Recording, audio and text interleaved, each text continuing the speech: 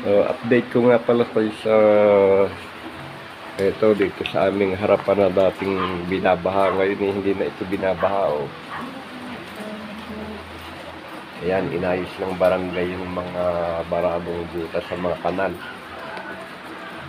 Ayan, ayos na, hindi na mabaha.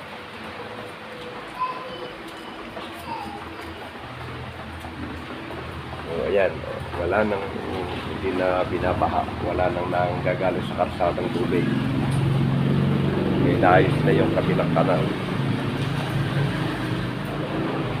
Ayun, sa ating lagay ng panahon, ay tingnan nyo na lang sa itaas. At hindi naman nga pala weather forecaster. Nang uurat lang. Tingnan nyo na lang.